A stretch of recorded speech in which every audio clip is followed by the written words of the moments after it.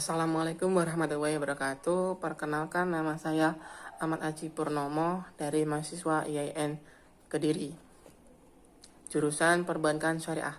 Di sini saya akan sedikit menyampaikan mengenai ekspor impor dalam letter of credit. Apa sih yang dinamakan dengan ekspor? Yaitu ekspor adalah suatu kegiatan perseorangan atau badan hukum dengan melakukan kegiatan ekspor.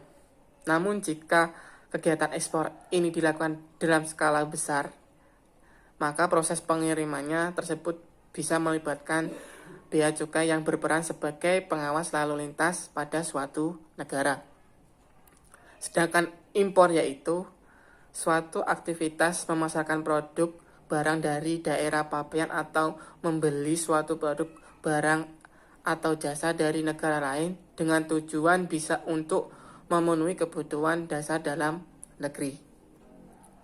Adapun barang-barang ataupun komoditas-komoditas yang bisa diekspor, seperti halnya rempah-rempah, kayu, ikan dan produk olahan ikan, kopi, minyak kelapa, sawit, kakao, kulit, batu bara, alas kaki, obat-obatan herbal, suku cadang, udang dan after kayu manis, kolang-kaling dan sebagainya. Sebelum kita melakukan ekspor, kita ambil saja ekspor kayu atau mebel.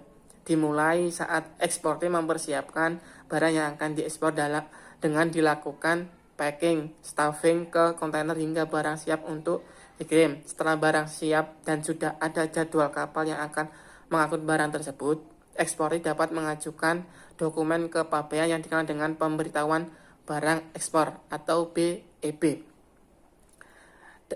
Dalam BEB ini berisi yang pertama data eksportir, selanjutnya data penerima barang, data custom broker bila ada, selanjutnya sarana pengangkut yang akan mengangkut, negara tujuan, dan yang terakhir detail barang seperti jumlah dan jenis barang, dokumen yang menyertai nomor kontainer yang dipakai.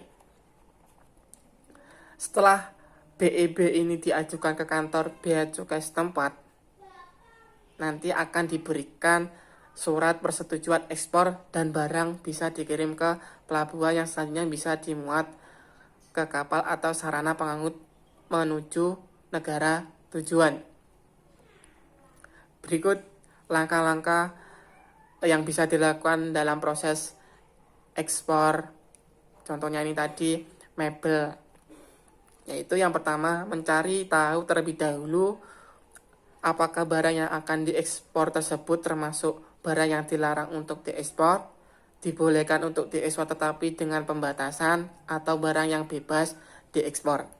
Dan yang kedua, memastikan juga apakah barang Anda dibolehkan masuk ke negara tujuan ekspor. Yang ketiga, jika Anda sudah mendapatkan pembeli atau buyer ini, bisa menentukan sistem pembayaran, menentukan kuantiti dan spek barang dan lain-lain. Maka selanjutnya Anda bisa mempersiapkan barang yang akan Anda ekspor dan dokumen-dokumennya sesuai kesepakatan dengan buyer. Dan yang keempat, melakukan pemberitahuan kepabean kepada pemerintah atau bea cukai tadi dengan menggunakan dokumen-dokumen pemberitahuan ekspor barang atau BEB beserta dokumen pelengkapnya. Dan yang kelima, setelah eksportir Anda disetujui oleh bea cukai dan Anda mendapatkan surat balasan, maka akan diterbitkan dokumen NPE atau Nota Persetujuan Ekspor. Jika sudah terbit NPE ini, maka secara hukum barang Anda sudah dianggap sebagai barang ekspor. Dan yang keenam, melakukan stuffing dan mengapalkan barang Anda menggunakan moda transportasi, baik transportasi udara, laut maupun darat.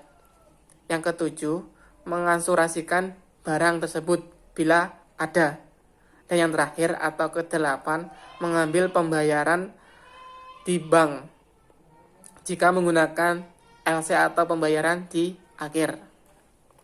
Jadi secara singkatnya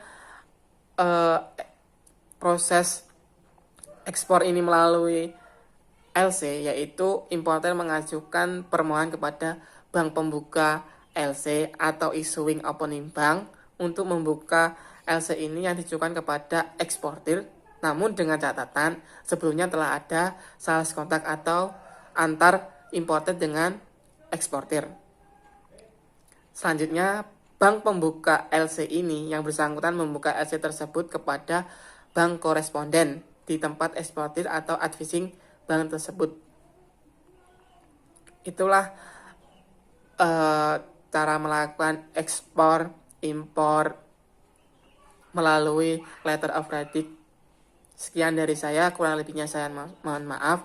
Wassalamualaikum warahmatullahi wabarakatuh.